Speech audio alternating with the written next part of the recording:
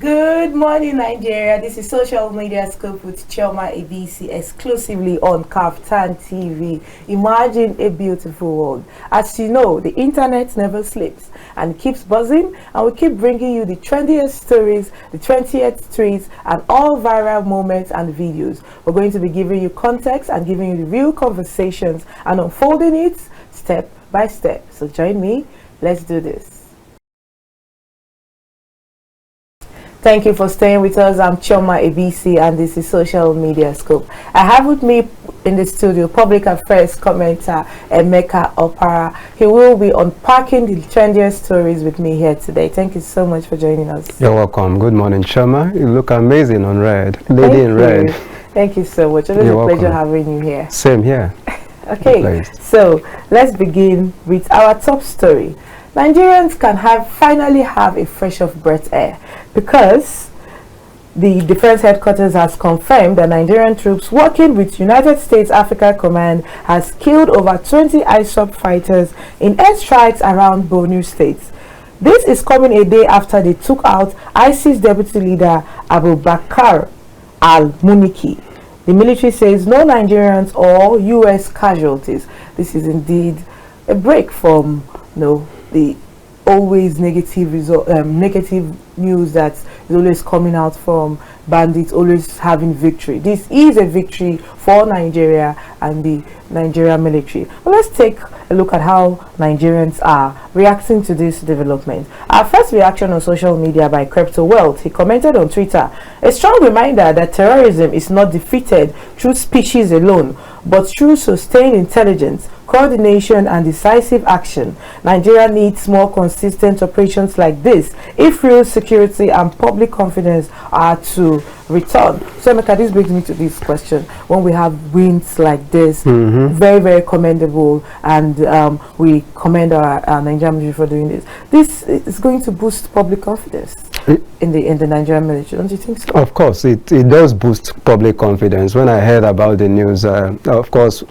having such victories definitely boosts public confidence, because before now what we've been hearing is the terrorists, if you like, always gaining victories here and there, which has of course affected Nigerians, whether you like it or not, psychologically in a number of ways. Now why I love this most especially is because it's a joint operation, and that's why we recorded that win, because when you leave it for the Nigerian army alone, like one of the comments you read said, most times what we hear, what we keep hearing from the Nigerian army is speeches. We were here the other time when one of the top military officers came out to tell us that these people are like the prodigal sons, and they even told us that these people are our brothers and whatever. That's not the kind of things we like to hear. If not for the fact that it's a joint operation with the U.S. Army, I don't think we would have recorded such victory. So that's why I feel it's a very commendable one. Going forward, I think they should intensify more. I don't want to keep hearing about this when they come out to tell us, do speeches here and there, kinetics or non-kinetics, rehabilitation of this, that. That's not what we want to know. They should sustain the efforts. This this joint operation should be sustained to see that this particular insurgency and the terrorists should be brought to the barest minimum, because whether you like it or not, the confidence of Nigerians is very, very low at this point in time. So it's quite a commendable one, and I think it's restoring public confidence so far. Thank you so much, Emeka. You're welcome. We're moving on to a very heartbreaking situation. A maths teacher known as Michael Oyedokun has reportedly lost his life. He's been beheaded by terrorists because he was kidnapped alongside teachers and pupils of Aroe and Hisile in Oyo State. These are teachers and students that have been abducted. We have a nursing mother pleading with government for assistance. We cannot show the images of the video where this teacher was beheaded by terrorists because it is too gruesome to air. But we will take this video of one of the kidnapped women making a plea to the government. Let's take a look and we'll take reactions of Nigerians. I'm from Ibadan. I'm working at First Baptist Church Ogbomoso Yawota area. Yesterday, the people of the young people came to our school and we have been kidnapped, both the teachers and and the children. We are all here. We need help from the federal government and the state government, both the church, First Baptist Church, Yawata, and the community. We need your help so that these people will release us. Please help us. Please help us. We need help from our president.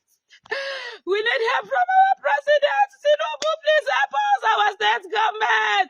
Engineer Sheyimakide, please. And both the Nigerian Christians, please help us. Please help us. Oh.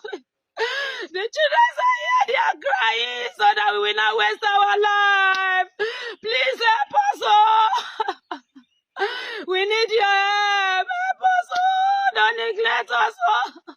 Okay, and furthermore, Governor Makinde, the governor of Oyo State, has held a press briefing. Where in this press briefing, he has assured citizens that security measures are being deployed. An arrest has been made with people connected to this kidnap. But what has shocked Nigerians and have made the internet to take a different tune to this conversation is because Governor Makinde has stated that they will exhaust all measures, even if it means negotiating with terrorists. They are ready to meet their demands as a state government, and if it's beyond them, they will appeal to the federal government to come in. This has sparked conversations because we all know the stance of Nigerian government when it comes to negotiating with terrorists. Emeka, I'll be taking your opinion on that, but quickly, very quickly, let me take reactions of a social media user, Victor, on this. He commented, the abduction of school principals, teachers, students, and now even a mother with her infant is pure evil. Oyo State and the federal government must treat this as a national concern, as a national emergency, deploy every necessary force and rescue them quickly and end this madness. Emeka, the federal government has quickly reacted to this and said that measures are being taken into place to ensure the release and that these people come back safely. But this just raises the questions of, do we need more hands on deck on this? That's why we're asking about this state police. Should we make sure that every state has state police to ensure that people can be safe? At least they have initial responders to emergencies such as this. What's your thoughts? Choma, I really don't know what to say because at this point I actually watched the very cringe-worthy video, the very gorgy, that video. You saw the video. Yes, the video of Michael Oyedoko is quite sad and a very tragic event, to say the least. At this point, I'm short for words. I don't even know what to say. And reacting to the governor's speech, press conference. We've been having such press conferences every time things like this happen. The Nigerian governments always like to be reactionary when it comes to issues. There is never any time, they take action to prevent things before they happen. So that aspect of saying that they are going to do everything possible, including negotiation. Nobody wants to hear about negotiation. Exactly. When I was going through the comments, I saw when somebody was stating the roots and how this act was perpetrated. They said that it was through a particular forest, that they did these same crimes in January early this year, and they were able to get some of these terrorists, and some of them were able to escape, and they regrouped again and they came back through that same route. And that's why I'm asking, after that first attack in January, why was nothing done? Why were people's lives not that is what we've been. And this is coming few days after the governor has just declared his interest in the presidential race. Yeah. So this whole thing has been a recurring decimal, talking about kidnapping. Let me tell you, according to a report from the National National Bureau of Statistics, between July 2023 to June 2024, Choma, 2.2 million Nigerians were kidnapped. 2.2 million Nigerians, Choma, is more than the population of 4 sovereign nations in Africa. And again, another SBM intelligence reported that between June 2024 to July 2025, the sum of 2.57 billion naira was made as ransom paid by Nigerians to kidnapping. So that's the sad reality of Nigerians currently. Leading me to say, I remember there was something I told you last time about the situation of Nigerians, that there are 3 categories of Nigerians as we speak. Yeah. Those that have been kidnapped. Yes, that's one. Then those yet to be kidnapped. Then the third categories of Nigerians are those currently negotiating for their release from the kidnappers then. So that's the reality we find ourselves. Because I don't understand. These things will keep happening, and at the end of the day, nothing is done. The politicians are only interested in the next election. There's no concrete steps to solving the issue of insecurity in Nigeria. That's why these terrorists are having a field day. Let me remind you, in the last kidnapping, the one that was done in Kajuru, Kaduna State, please, do you have any information as whether they have been released? The ones that were done in Woro community after the killings, have they been released? So all these speeches by the politicians coming to assure, because they are always assuring us, at the end of the day, what do? Nothing. We don't have any closure, to solving all these things. It's very hard to believe that our government cannot track these people. This is why you saw the video, we heard the video, that they are making these people to cry and plead for their lives. They are making videos of where they are beheading people, and they are sending it out. You want to tell me, Emeka, that in 2026 our government cannot track? This is barbaric, and this is sad. And you know why this story particularly connects with me? Because my mother is a teacher, and teachers are not even being paid. They are not paid well in this country, so to be facing this. You understand that the government really does something very fast. Chuma, we've been saying this at the risk of sounding like a broken record. We keep coming here to say that the fact that a government that fails in primary responsibility of protecting lives and property has failed. I've said it here before, but maybe I should repeat it again. That's why I keep saying that President Tinubu has failed and is incompetent. He's not worthy to occupy the office because he's the chief security officer of the number one, the commander-in-chief of the armed forces. When terrorists can move from one state to the other, committing heinous crimes here and there, and at the end of the day, they are moving freely. From the north to the south, and it's as if they have surrounded all the forests. Is it that these places are ungoverned territories? I just appeal to the governor of Oyo State that he should do everything in his capacity to please secure the release of these teachers. These are people that are putting their time and their effort and are not being paid enough to secure the next generation, to teach the next people. Every governor, every president, every individual has been taught by a teacher. And you know how impactful they are in their life. Yes. So please, we call on the government to respond to this ASAP. This is not things that will be swept under the carpet as usual. And most especially the president, because I remember when the former president was in power, President Tinubu was a very vociferous opposition member, and he kept calling Goodluck Jonathan. Okay. He at one point asked Goodluck Jonathan to resign. So it wouldn't be out of place for me, Emeka Okpa, to ask the current President Tinubu to resign, because so far it has shown that it doesn't have what it takes to secure Nigerians. Security of lives and property is the barest minimum. When a government fails in that regard, that government has failed completely. That is my point. Let's move on to election matters, because a lot of drama has been unfolding in the APC, and trust me, we are going to bring you all the details. We're looking at Kogi State, because the former governor of Kogi State, YAHAYA Bello, has reportedly won the APC primaries and is set to face Senator Natasha Apoti. This is coming amidst a very big EFCC corruption case against him, tuning into the case of an 80 billion naira fraud. But we still have him coming out to contest again. Let's take reactions of Nigerians on this. We have on Twitter with his handle Chichi commented, so you people will allow this EFCC customer to win against Natasha? Kogi people safe unado. That's coming for social media user Chai Chai. Emeka, see what we're seeing. Okay, what are we saying? What's your thought?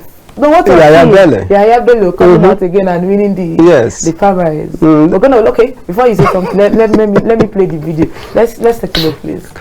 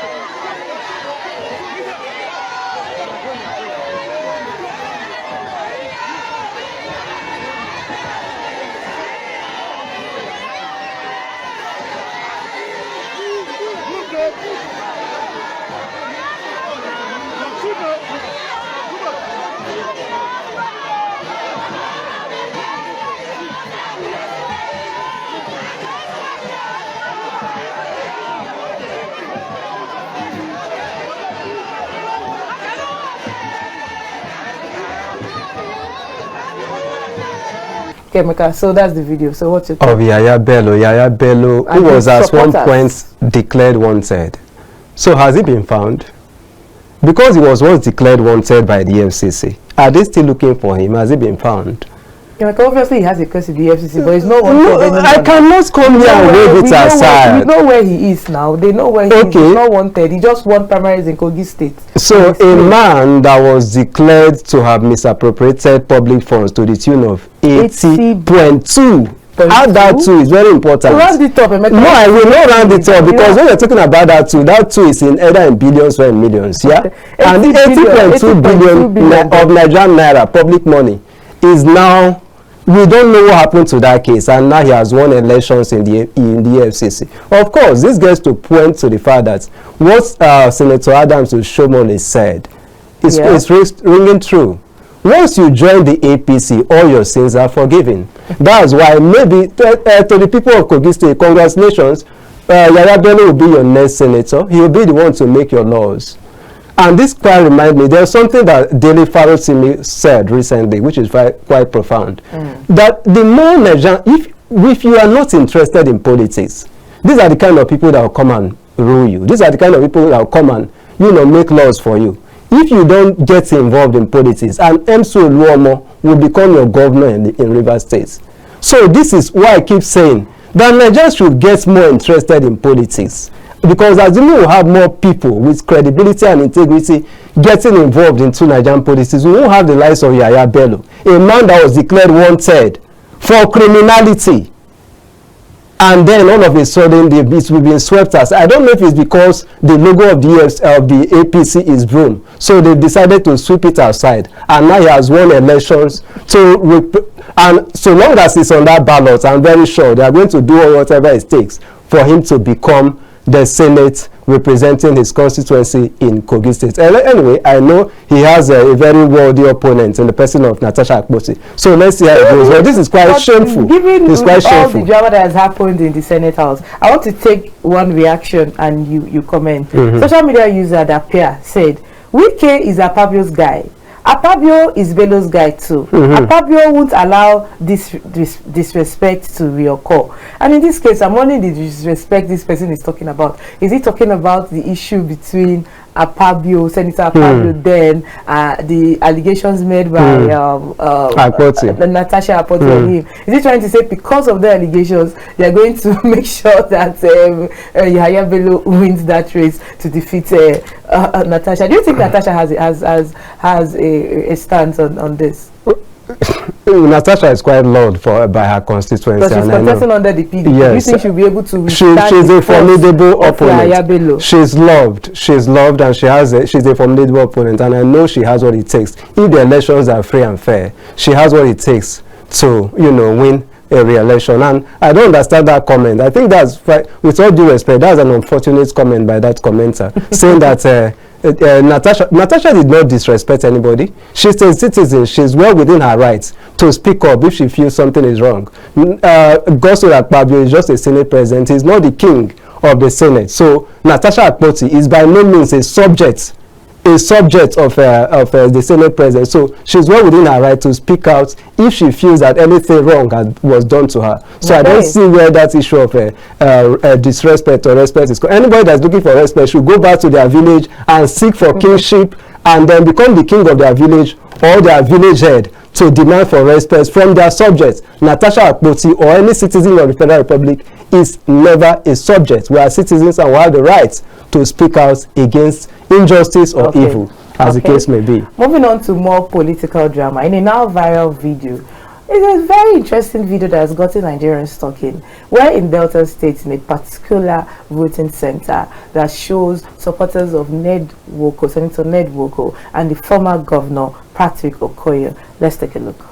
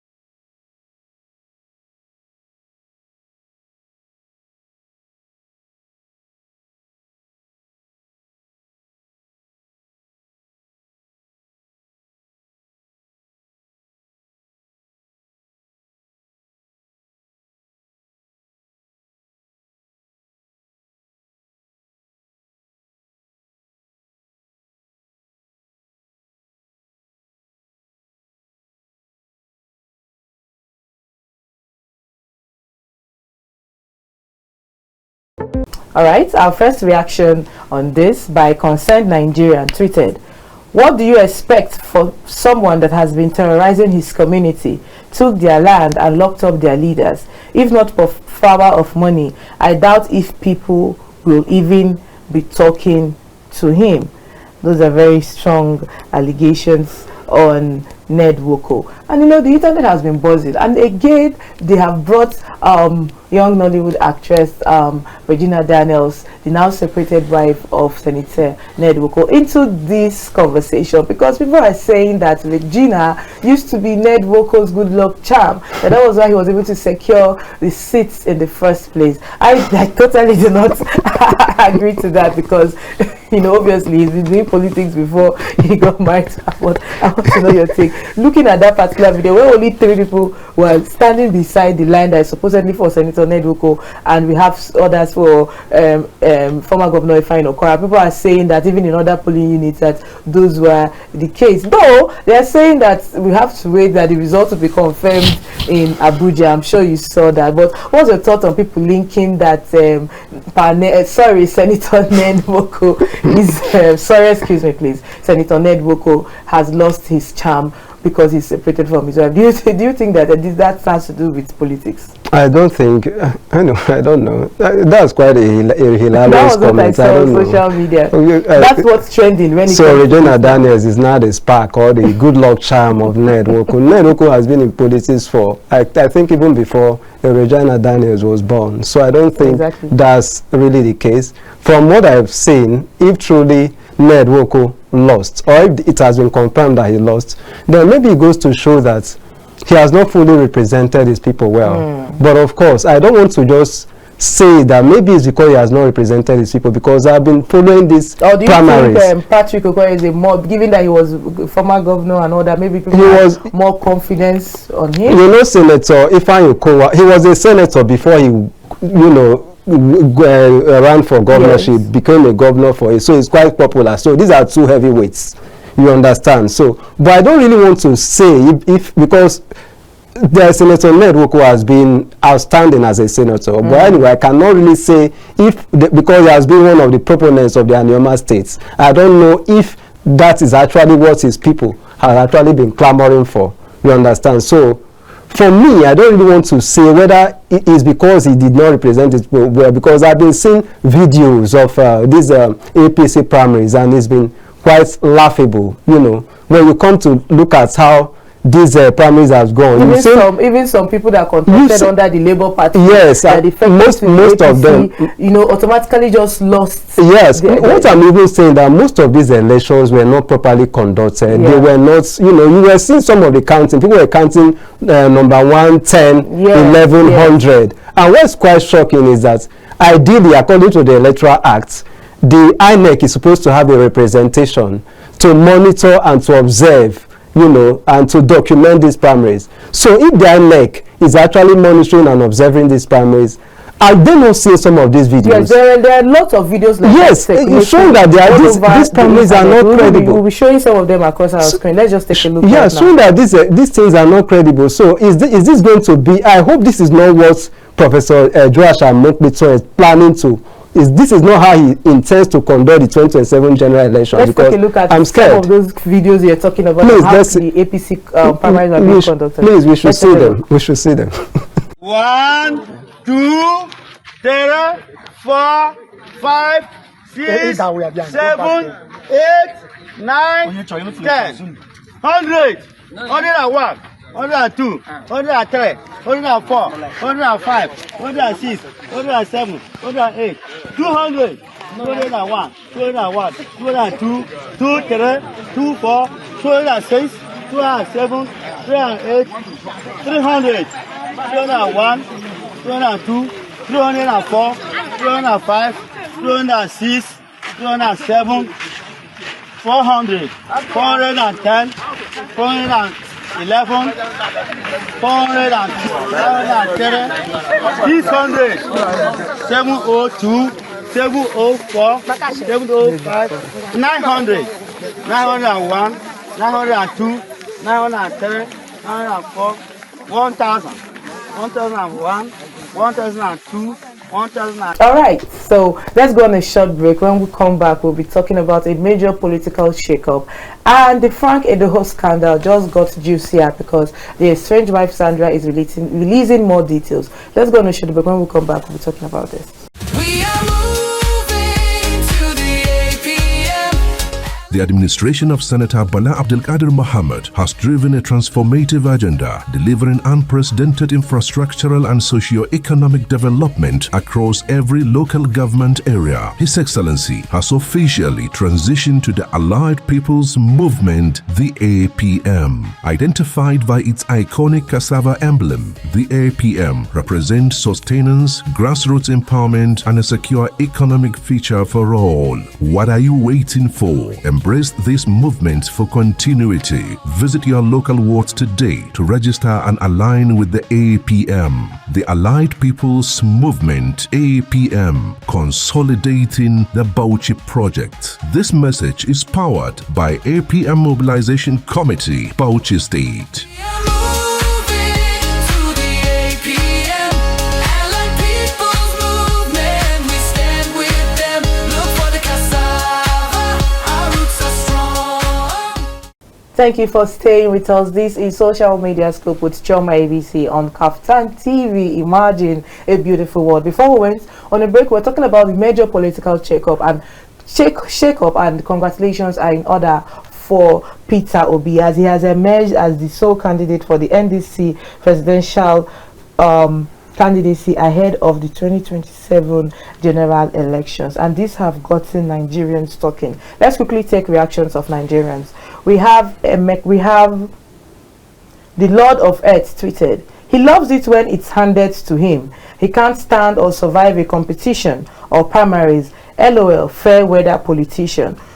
Another social media user, the guy behind the camera, commented, "We need to work hard against the evil agenda of APC. If not, they will rig the 2027 election." A final reaction by Emeka. He tweeted, "Peter Obi got the NDC crown unopposed. No primary drama, no noise. The party don't hand the sole presidential ticket to the one man the streets already crowned. This is the movement speaking with one voice. 2027 don't already get its clear champion. New Nigeria loading on a full throne." Emeka, Nigerians are reacting to this. What's your thought? So the man they loved, Peter Obi, congratulations are in order for him. So all we are asking, or all Nigerians are asking at this point, is that Professor Joshua Mukbito, you have a date with destiny in 2027. Please know what you have to do to make sure you etch your name in the sands of time. Nigerians are looking up to the INEC to conduct a free and fair elections to decide who is going to be their leader. We are not going to take anything less than that. So congratulations to Peter Obi. And congratulations to the NDC.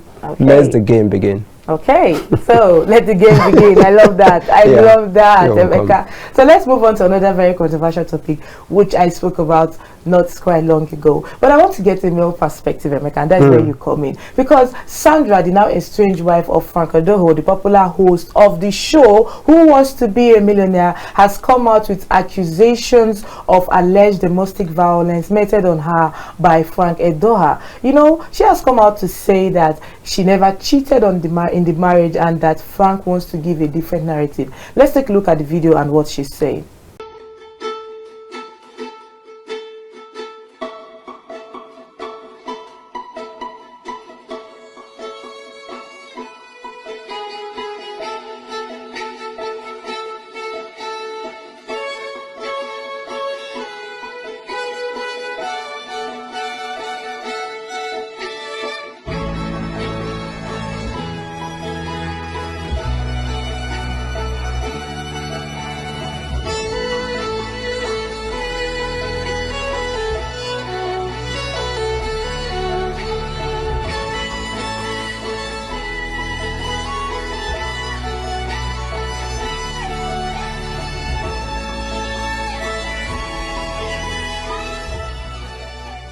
Okay, so Emeka, she showed receipts. She showed videos of herself being domestic, evidence of domestic violence and all that. So Nigerians are saying, is it the reason why she was pushed, to allegedly have an affair with popular musician Chike? So I'm asking you, do you think domestic violence is a basis for, or an excuse for somebody to say that is why they were cheating in a marriage? Okay, so domestic violence, I don't see, for this Sandra EDOHO, at what point was she, battered as she was experiencing domestic violence yes, that's what she's putting in her marriage, and yes. she stayed on. Why did she stay on?